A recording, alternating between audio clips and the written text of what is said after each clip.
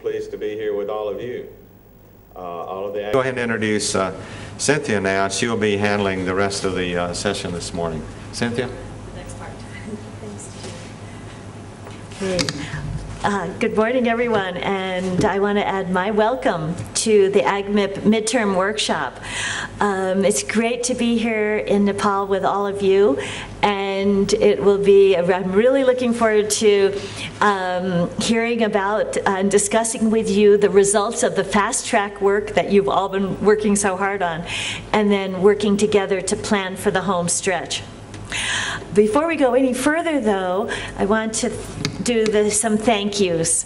First to Dilip Guntuku for his leadership of the coordination of the regional team, and so that Dilip and his group helped to plan the workshops for this project in South Asia. And particularly, Dilip has been delayed. He's going to be arriving around lunchtime, but we want to thank in person Prasad Rao and Venkat for all of the logistics and setup from your team in ICRISAT to make this, to get us all here. So let's thank Prasad and Venkat. I also want to share thank, and I know Jim and John join me in not only thanking Dilip and Prasad and Venkat, but also from the Columbia AgMIP Coordination Office, Carolyn Mutter and Shari Lifson, who also from the New York side are really helping to make these workshops the wonderful opportunities and experiences that they are. So let's thank Carolyn and Shari too. Now, Jim, on one of the workshop goals, and you can see it on the front page of your green agenda, one of the goals mentions the planning of publications for the projects, for all of the South Asia and Sub-Saharan African projects as well. And so I want to share with you what the major publication for the entire project will be. Of course, there'll be many other peer-reviewed publications coming from the great work that you are all doing. But what we've decided to do is bring all the work together in a book that is part of a series called The Handbook of Climate Change and Agroecosystems. And this will be so that for each one of the regional teams, there's going to be a chapter in this book. We think it'll be really a wonderful chance to bring all of the work together. There'll also be chapters written by the disciplinary teams, so that so Alex will lead a climate chapter, for example. John and Roberta will lead chapters on the economics, etc. Now, to help you write the chapters, we are doing two things, because we all know we need a lot of help and motivation to get the actual writing. Sitting down and writing is always almost the hardest thing in the project. And so there's two parts that we're going to be asking, two activities, pre-products for your chapters that we're going to be asking you to do. The first is a poster of your regional project that will be presented at the Global Annual Workshop of AgMIP, which is held in October, which is planned in October in New York City. So be thinking poster for all of your projects as well, as you're putting in your plan, as you're making your plans. Then the principal investigators are invited to come the following week after New York to come down to Tampa, Florida to present the regional projects in the AgMIP Symposium at the American Society of Agronomy annual meetings. And so the second part will be a presentation of your regional project and the results and the interpretation and analysis of the results at we call it the ASA meetings. So we're very excited that AgMIP is going to be having a full day. It's going to be a full day symposium, so it's very exciting. And we are asking you to bring a draft a draft of your chapter so that we can motivate it, because 1 year later at the next American Society of Agronomy meeting, we're going to have a book. It's going to look like this. I think it's going to be fatter because we all have been doing so much work, and it's going to be the AgMIP regional projects, and it's going to focus on that. So with that, that was just one part about what we're going to be planning. So I'm going to be working with you this week with the PIs, going over your abstracts for the book, et cetera, et cetera. This is part of the work of this week. We're going to be working on planning this publication, getting ready. With that, I want to turn now to sharing with you the broader program of AgMIP, because AgMIP is a wide set of activities that involve many people, many scientists, and many science activities around the world. We want to share with our stakeholders too, so that they have an introduction to AgMIP. And we also want so that all the participants in the regional projects can see where the regional projects fit in to the broader set of AgMIP activities. So I'm going to now do a short overview of what we call the state of AgMIP. So the first question is, who is AgMIP? And you can see, look at all the people here in the workshops around the world, that there are now, Alex, how many on the listserv? 575 agricultural modelers who participate not only on the listserv, but many of them are working on the projects. So you'll see the global annual workshops that we've had. The very first one started in 2010. And then you can see the groups of activities. So for example, in the right-hand corner, you see the maize and rice and wheat modelers of the world who are working on commodity crop by crop model intercomparisons and improvement activities. And then you can see the regional projects too, and you can see in South Asia, the first introductory workshop that we had. We've now had so many workshops and so many photos that they don't all fit on one page, one slide anymore. But that's to show that the important part is, the important point here is that AgMIP is a worldwide science community. We are working together as scientists and researchers to improve the methods and tools for agriculture and climate change. Turning to that, how do we work together? And in terms of our science approach. So AgMIP has a two-track science approach. Track 1 is model improvement and intercomparison, and track 2 is climate change multi-model assessment.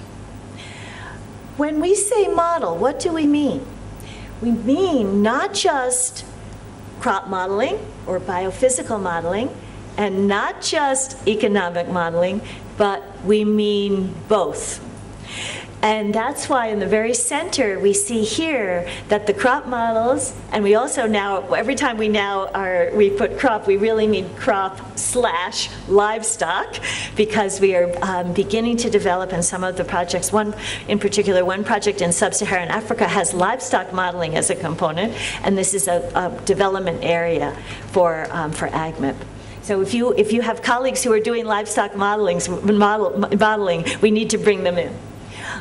So on the one side is the biophysical modeling, and on the other are the economic and the socioeconomic side.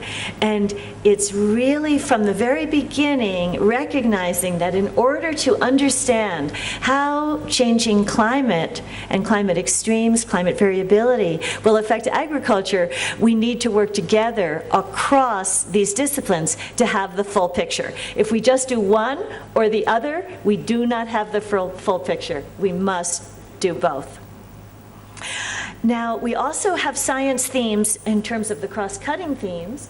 which are in science and climate change, which has uncertain aspects, very hard. We don't know exactly what the weather will be like next week, let alone in the coming decades. So clearly, uncertainty is a very key science top theme that we work on. We have we have groups for all of these. Aggregation and scaling as we go from site to the field scale, farm scale, to regional scale, national scale, and global scale, because AgMIP works both at regional and global scales. And then Jim mentioned the representative agricultural pathways.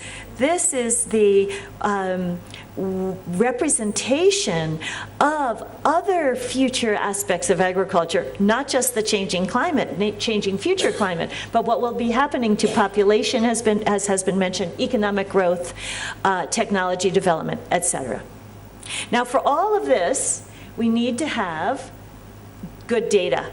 And so in the bottom left-hand corner is our activity on AgMIP Sentinel sites. This is something that we worked on last week, and I hope we can work on meeting with this group and furthering the definitions and the way that we're going to actually be classifying the data from experimental sites for modeling purposes in silver, gold, and platinum, and what those decision rules are. So it would be great if we could continue to push that forward. So those are the science tracks. How is AgMIP organized to accomplish those scientific approaches? And AgMIP is organized in 4 main teams, as John said, and as we know from our introduction. And you can see here the colors of the hats that we were just talking about: climate, crop modeling, economics, and IT teams. We also have work groups on soils, water resources, livestock and grasslands, and pests and diseases.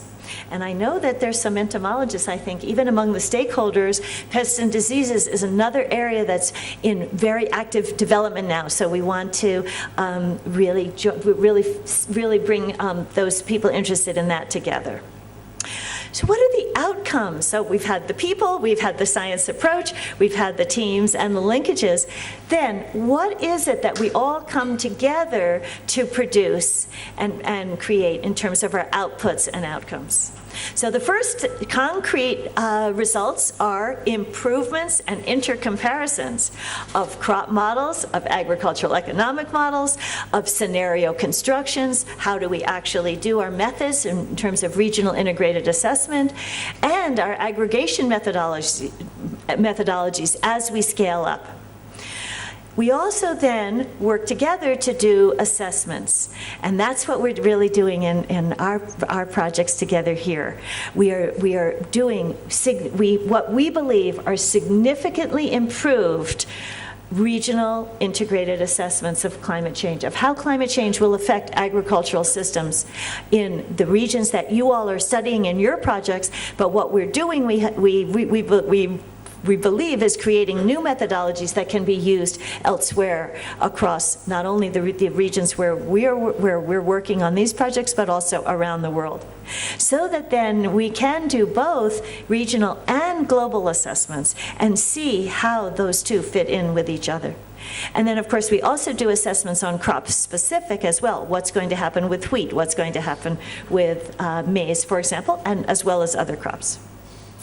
In terms of outcomes, the box on the right is about capacity building, improving capacity, and decision making. Because in the end of the day, and that's why our stakeholders are here, in the end of the day, if we all do this and our work doesn't contribute to improved decision making about responding to climate variability and change, we're all fascinated and excited to do it. But if it doesn't have a societal outcome, it's not really been worthwhile. And so we really AgMIP aims to have improved regional expertise and capacity to be able to do these assessments in all of the nations that are participating, to develop adaptation strategies that are effective, that can actually go forward for adaptation, and of course, technology exchange. And that's being great because teams are creating technology tools, IT tools, for example, and we're sharing back and forth, and that's being a great outcome of AgMIP. So now we're going to do a very brief tour d'horizon of some of the AgMIP projects. First, here are the projects that are represented today, which is part of the AgMIP regional projects. All the projects were awarded on a competitive basis.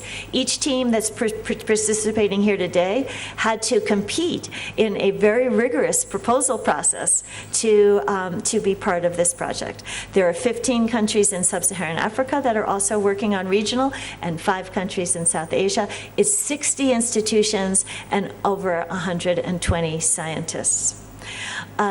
Together, we have created new methods for integrated regional assessment of climate change impacts, and that we have, and we've done a lot of training, over 250 scientists on this. And one of the main products is the handbook that we think that you all have been working from, and that we've been working on together, so that at the end of this, we have the handbook so that that can be used in other regions as well. I showed you the handbook series. That's this, and the regional, the PIs are already in this one. There's one chapter on AgMIP. Next time it's going to be all AgMIP.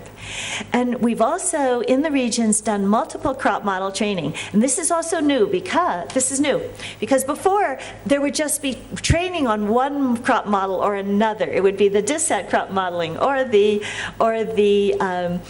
APSIM. But now, for the first time, we have multiple model training in the same workshop. And we also worked on training the trainers there, so that 10 scientists were trained to be trainers themselves. And as we think about going into the future with AgMIP, that expanding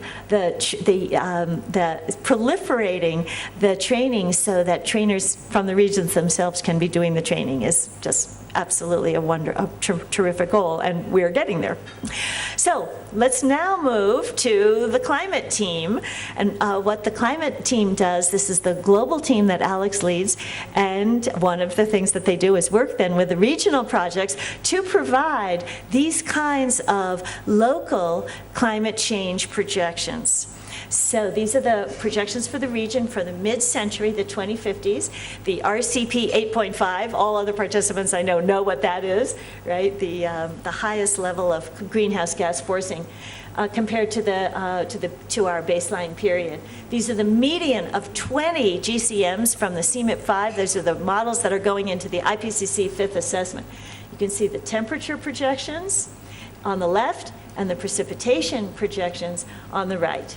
We see that particularly, so all of the models are saying warmer, right? But the precipitation projections are definitely more uncertain. You can see that there's substantial uncertainty in the projections. Of course, in both temperature, there's a range, and in particular in the precipitation. So that's what the climate team is up to.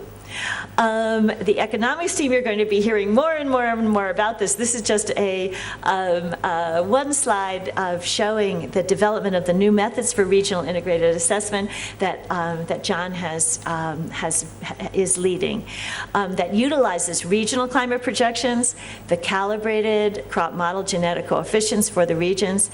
It uses on-farm economic survey data, and really what's new about this is that it provides distributional results so that winners and losers, or gainers and losers within farming districts and regions that we can understand the distribution of the effects across an agricultural region. This is significantly different from just changing. What we used to do before was one site with one crop model, basically, and one farm, and then we would say, oh yeah, whatever happened in that one spot, that was the entire region. And that's why we've been working so hard to really advance the methods and understanding that that climate change will be affecting farmers in regions and households in regions in different ways due to their, for example, location on the landscape, their own resources, et cetera, and their own resources, so both the biophysical resources and the socioeconomic resources of the farmers. So that's something that you all have been contributing to and are really testing and developing with your projects. So very quickly, here across all of AgMIP, these are some of the lessons learned so far. First, there is tremendous interest in this kind of work, as we saw from the 575 people who are part of it already, in interdisciplinary multi-model research and assessment. Specifically, when we've looked at the crop model ensembles, multi-model ensembles, we see that it's very useful scientifically to use ensembles of crop models, and this comes from the climate side. This has been found in multi-model climate analysis, and we are finding a similar result in using multiple crop models as opposed to just one. That the median of crop model ensembles does a good job in reproducing observed yields. But we've also learned that we need to be very careful and rigorous with our model calibration. It's essential that this is documented and that we all share best practices. And for this, I'm looking at Ken Ken and Peter as they lead the crop modeling team, so that we be sure we do that calibration in the best possible way. On the biophysical side, crop responses to carbon dioxide, temperature, and water remain key sources of uncertainties. Ken and I flew from Johannesburg together to Kathmandu yesterday, and this was our main topic of conversation, that we must work together to improve our understanding of how carbon dioxide and the interactions with temperature and water and nitrogen will affect the crops. This is a challenge that AgMIP really needs to deliver on. We've talked about the regional integrated assessments. I'm going to show you some of the global crop yield impacts that project greater vulnerability in lower latitudes, which means in developing countries. We're beginning to work now with water and water resources as well, so we can test to see the future of how the future projections of the hydrological cycle will affect the water availability for irrigation. With our economists, our global economists, they have projected that agricultural prices are projected to go up. And finally, that there's a lot of uncertainty in the crop and economic model uncertainty at the local levels, particular, and generally greater than climate model uncertainty when that's represented as the delta change that we're used to looking at. So those are some of the key lessons learned. So as this week, as you are presenting your results, through the week, we're really interested in this kind of, what are the major lessons, the major points that you've learned in your own regions, the major points. So this is one reason why we're showing this, is so that you can see you can take this as an example for what are the main things that you have been finding in your region, your regional projects as well. Okay, mention the crop model intercomparison pilot studies. We saw the people. They're bringing 27 wheat models together, 18 maize models, 14 maize and 14 rice models to actually work on a crop-by-crop basis. There are also pilots under development for sugarcane, and I believe there's been a paper on the sugarcane already, right? Yep, we already have a paper on that, so I'd say that's not just in development. It's also had already some results. Millet and sorghum, soybean, groundnut, and potato, and of course we want to do other crops as well. And then, in terms of the regions, while these projects are making such great progress in sub-Saharan Africa and South Asia, we are also developing AgMIP regions in other parts of the world, including our own region, North America, South America, East Asia, and Australia. Crop model improvement groups have also formed. For example, Jim and Ken are very actively engaged in the maize model improvement group, which has been with some data that has been provided by Monsanto. And this is a working on an open source with new functions for a global maize model. There's an example there of the leaf area index parameterization. And this is also, this really demonstrates how AgMIP works.